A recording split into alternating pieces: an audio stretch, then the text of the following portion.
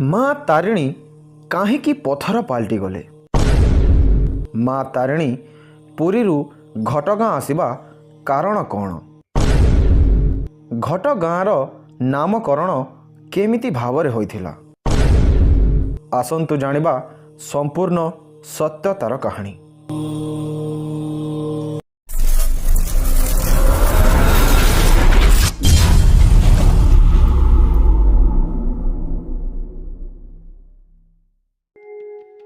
दुख हारिणी माँ तारिणी जेते दूर थिले मध्य ताकू माँ बोली डाकिले भक्तर सबु दुख कष्ट से दूर कर दियंती। सेइथिपाई तो काहीं केते दूर दूरांतरू भक्त माने धाई आसुछंती माँ को पाखकू। जे न आसी पारिले भी जेउठी थाउ नड़ियाटिए पठेदेले ताहा माँ को पाखकू चली आसे। सेइथिपाई माँ तारिणी को नड़िया राणी बोली मध्य कहा जाए। आजी आमे सही माँ को विषय रे किछि अजणा ओ रहस्यमय कथा जानिबा। केमिति माँ पथर पाल्टी जाइथिले, केमिति निज इच्छारे सालुआ मूले रहीगले, केमिति से भक्त वत्सल अटंती। आसंतु जानिबा एही वीडियो माध्यम रे। ओडिशा केन्दुझर जिला घटगाँ रे अवस्थित माँ तारिणी को एही भव्य मंदिर। माँ तारिणी हेउछंती स्वयं माँ दुर्गांक अवतार। एहा हेउछि त्रेतया जुगर कथा, जेतेबेले श्रीराम माता सीतांकु रक्षा करिबा पई रावण सहित युद्ध करिबाकु जाइथिले। सही समय रे युद्ध करिबा पूर्वरु श्रीराम माँ दुर्गांक पूजा अर्चना करिथिले। माँ दुर्गा प्रभुंक भक्तिर संतुष्ट होई कहिले, मु तुम आगरे संकट हारिणी माँ तारिणी रूप में आविर्भाव हेबी, किंतु जदि तुमे मते देखिबाकु चेष्टा करिबो मु सेठी ही पाषाण अर्थात पथर पाल्टी जीवी। भगवान श्रीराम माँ को भक्ति रे चरण स्पर्श करिबा पई तळकु नई गले, किंतु ऊपर को उठिला समय रे भूल रे तांकर आखि खोलीगला। आउ माँ कहिथिबा कथा अनुसार सेठी ही माँ पाषाण पाल्टी जाइथिले। आउ सही दिन ठारू माँ दुर्गा तारिणी रूप में पूजा पाउथिले। एहा तो थिला पौराणिक कथा। एबे जानिबा ऐतिहासिक तथ्य अनुसार माँ तारिणी केमिति आसिले पुरीरू केन्दुझर। केन्दुझर राजा त्रिलोचन भंज। त्रिलोचन भंजक मृत्यु परे पुत्र गोविंद भंज राज्यभार बहन करथिले, किंतु गोविंद भंज थिले माँ तारिणी को परम भक्त।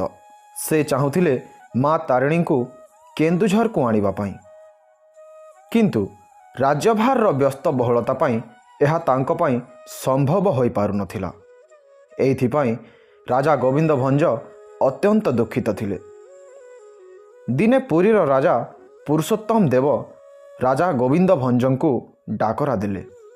से गोविंद भंज उपरे खुशी होई तांकु जय गोविंद भंज महाराज उपाधि मध्य देले। आउ कहिले, पुरी पाखरे थिबा आठगड़ अंचल मु तुमको दान करुछि।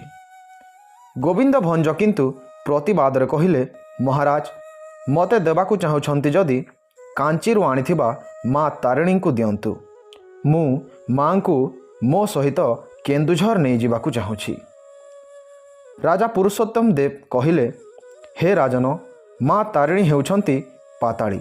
से निज इच्छारे एठाकु आसिछंती। तुमे तांकु केमिति भावरे नहीं पारिबो।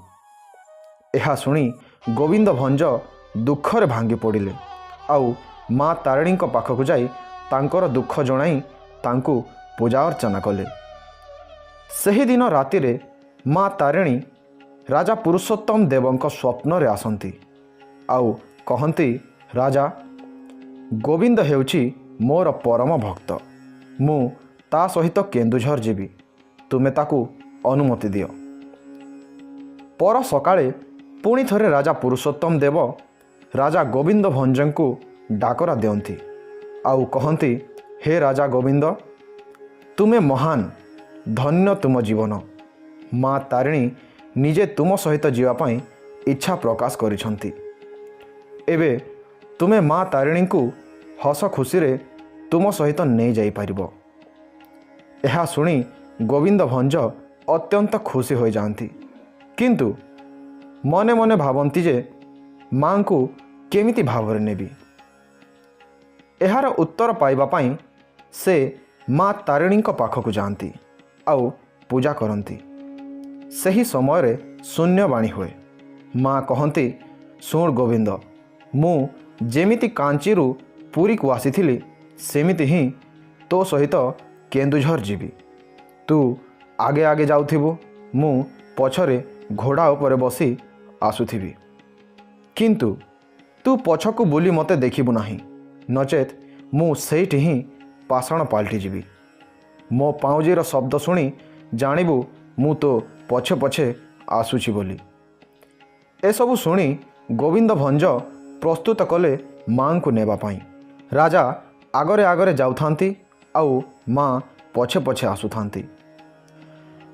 କେନ୍ଦୁଝରର ସୀମା ଭିତରକୁ ପ୍ରବେଶ କରିବା ପରେ ଗୋଟିଏ ବିରାଟ ଶାଳୁଆ ବଣ ପଡ଼େ।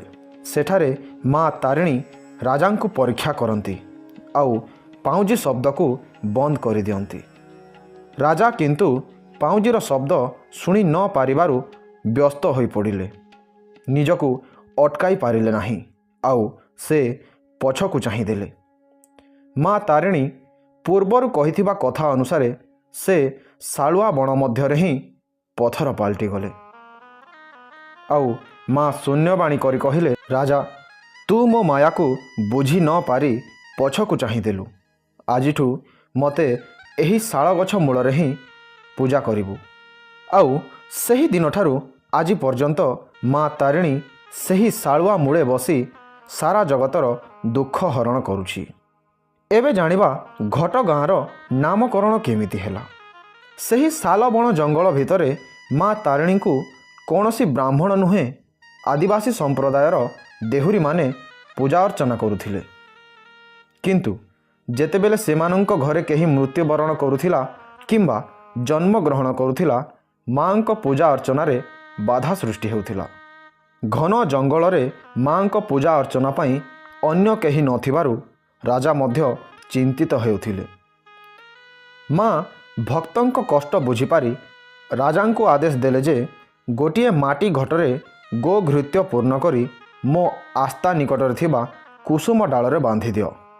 ଦେହୁରୀ ପୂଜା ଶେଷରେ ପ୍ରତିଦିନ ପୂଜାର ପାଣିକୁ ସେହି ଘଟରେ ସିଞ୍ଚନ କରିବ ଆଉ ଅଶୌଚ ସମୟରେ ସେ ଘଟରୁ ଟିକିଏ ଘିଅ ନେଇ ପାନ କରିବ ଆଉ ଟିକିଏ ଦୁବ ଘାସରେ ଦେଇ ମୁଣ୍ଡରେ ସିଞ୍ଚିବ। ଏହାଦ୍ୱାରା ସେ ଅଶୌଚରୁ ମୁକ୍ତ ହୋଇଯିବ ଆଉ ମୋର ପୂଜା କରିପାରିବ। ସେହି ଦିନଠାରୁ ଘିଅ ଘଟ ବନ୍ଧା ହେବାରୁ ସେହି ପୀଠର ନାମ ହେଲା ଘଟଗାଁ। ବନ୍ଧୁଗଣ, ଏହା ଥିଲା ମା ତାରିଣୀଙ୍କ ଆବିର୍ଭାବ ଓ ରହସ୍ୟମୟ କଥା। ଭିଡ଼ିଓଟି କେମିତି ଲାଗିଲା କମେଣ୍ଟ ମାଧ୍ୟମରେ ଜଣାନ୍ତୁ ଏବଂ ପ୍ରତ୍ୟେକ ସୋମବାର ସକାଳ 9ଟାରେ ଗୋଟିଏ ସୁନ୍ଦର କାହାଣୀ ଶୁଣିବା ପାଇଁ ଚ୍ୟାନେଲକୁ ମଧ୍ୟ ସବସ୍କ୍ରାଇବ୍ କରି ରଖିଥାନ୍ତୁ। Thank you. ଜୟ ମା ସମଲେଇ, ଜୟ ମା ତାରିଣୀ।